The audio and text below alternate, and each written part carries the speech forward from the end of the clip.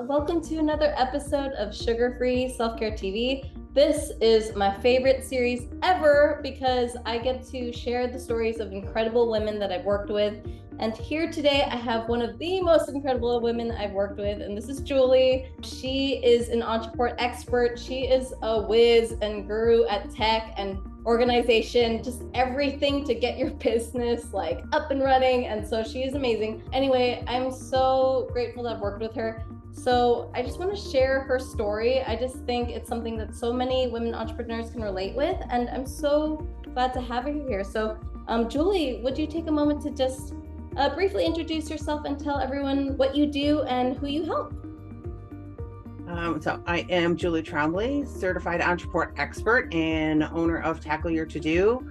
And I help coaches get out of running the tech in their business so they can get back to coaching.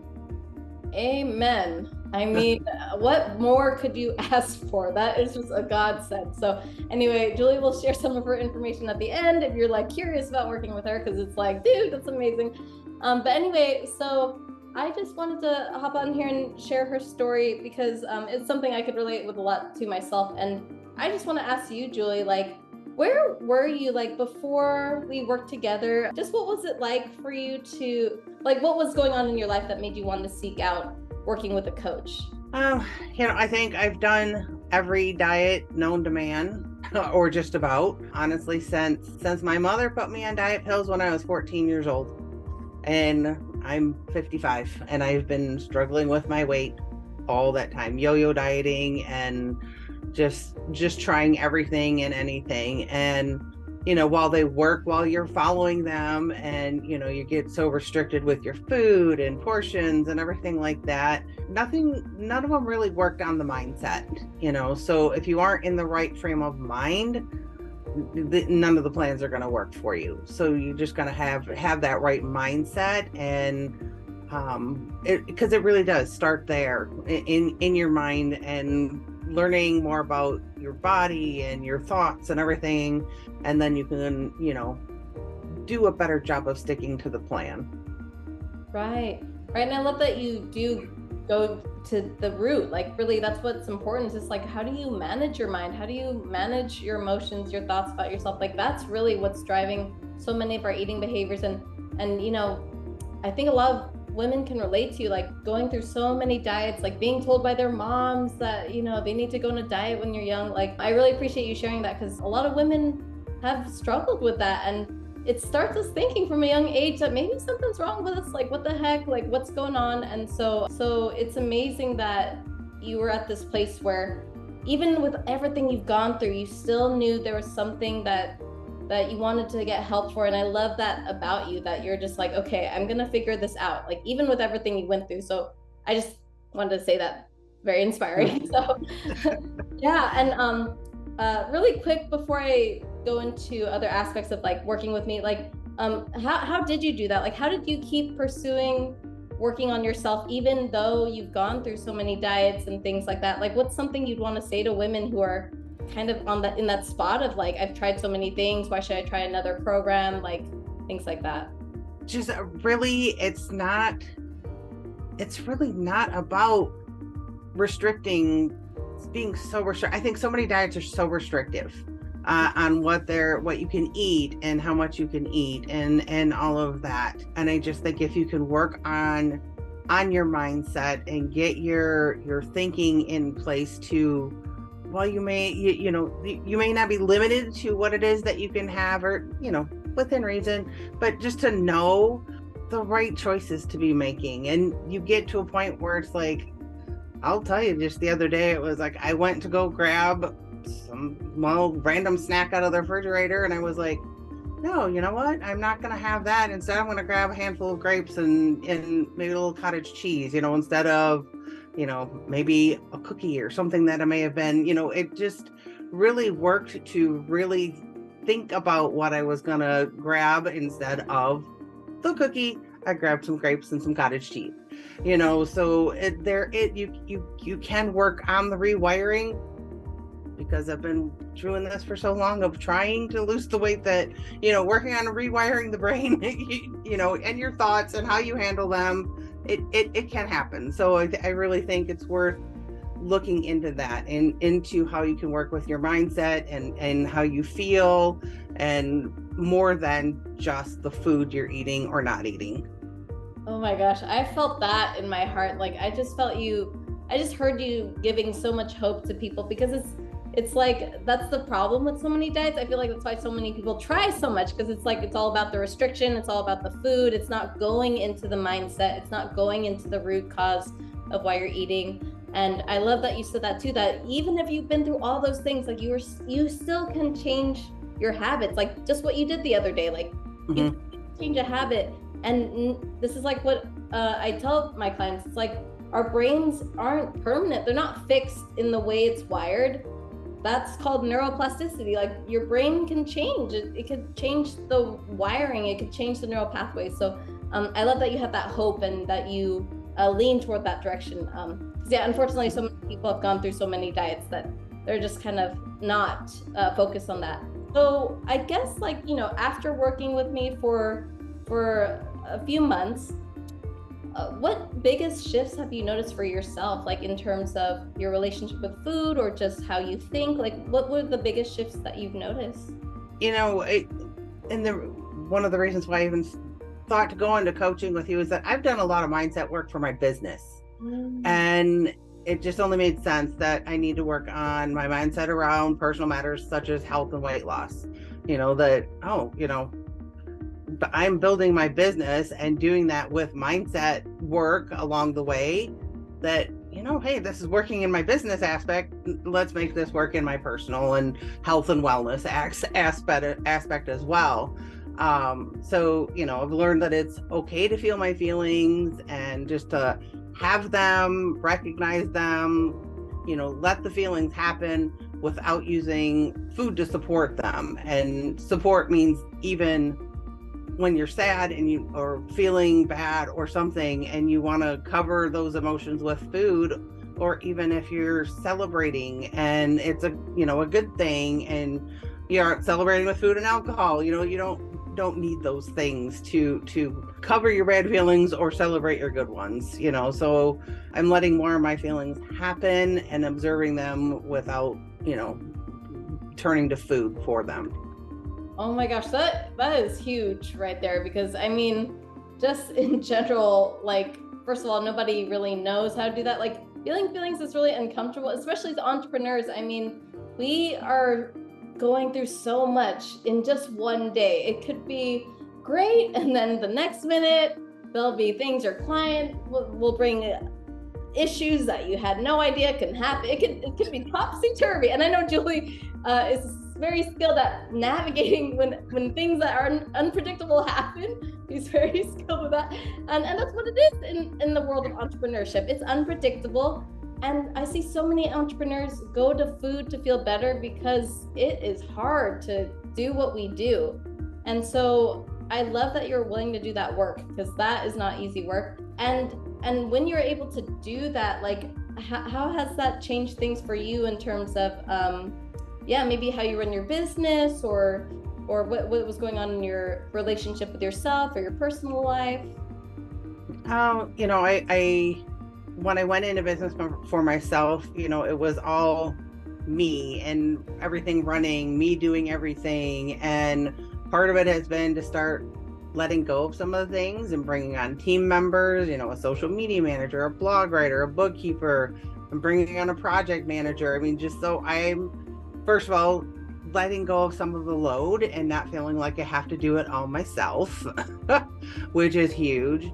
And and knowing that I need to take time for me, and restructuring my whole schedule that helps support me taking time for me. Because like before, I was allowing anybody to get on my calendar throughout the whole day, and that doesn't work when you're trying to work on client work, and then you stop and get on a call, and then you have to get back into the groove of getting the client work done, and then wait another 30 minutes to an hour, I'm taking another call. And so it was very disruptive to my getting client work done in a timely manner. And not that it wasn't on time, but the fact that I was working longer hours or on weekends, and that's not good either. So I've restructured my calendar that, it's client work from 8 until noon. People can get on my calendar in the afternoon, and networking calls are only 3 days a week in the afternoon, so it's just, and it's getting me downstairs before dinner or at dinner, and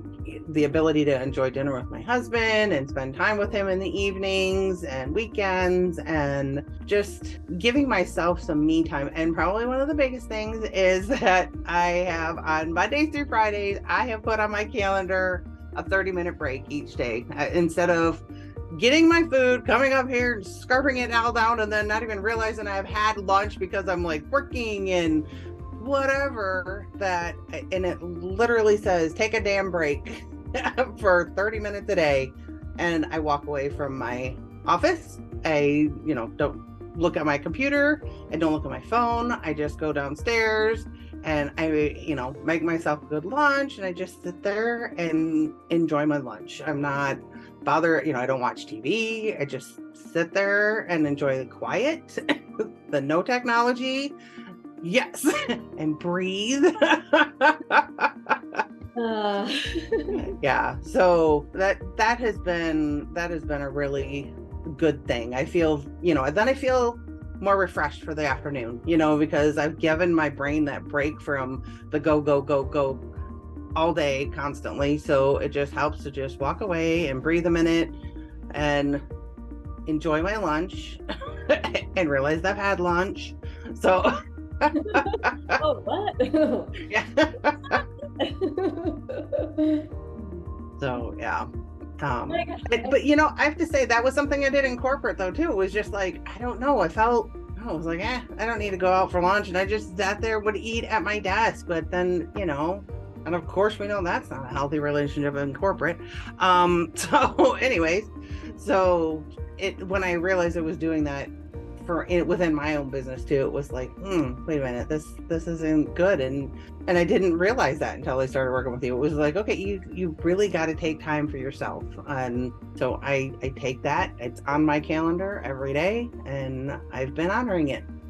Oh my gosh, that is amazing. I'm just like so proud of you, because literally that's what weight loss honestly is about. Like, that's what the journey is, because the overeating patterns we have it's always a signal of what's like something that's not serving us in our life, like because it's fulfilling some sort of need. And if you're eating, especially if you're a busy entrepreneur and you just have no space in your calendar, it's like, of course, it's like you wanting food is like your body just wants a break. It just wants lunch. Like, it just wants a break, And so I love that you listened to your body. You took that time to honor its cues and honor what it's telling you. And what that shows me, which is so much more important than what you're eating or the number on the scale, but what that shows me is just like how much you value yourself and how much you value just your relationship with yourself. Like, that at the end of the day is the most important thing. Like, if we run a business and we feel miserable, might as well just go back to corporate. Like, what the actual heck? Why did we leave that to only just like have a schedule that's frantic and stressful and things like that? And I also want a poster that says "Take a damn break." That I just thought that was really good. Like, I need to put that like behind me or something. Take a damn break. I'm like, oh my god, that's so good. Yeah, I love that so much. And yeah, was there anything else during your journey, like, of coaching? Was there anything else that maybe stood out to you that helped you get to where you are now?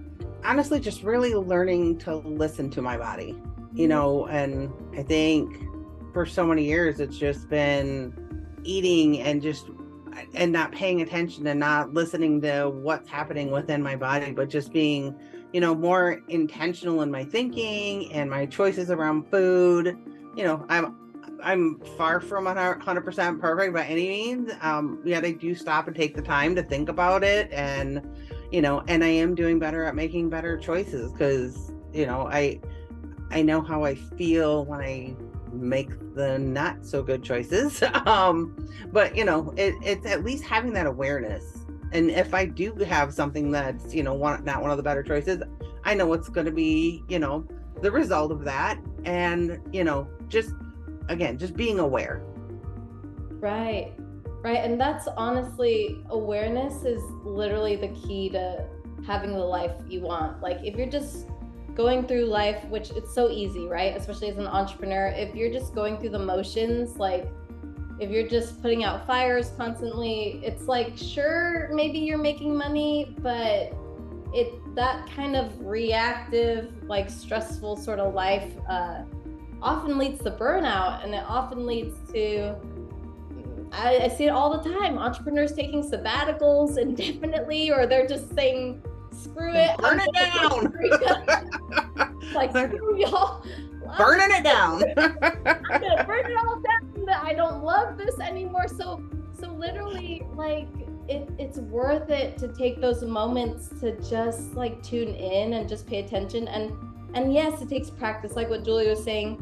We've had these habits all our life to eat when we feel better. Of course, it will take some practice.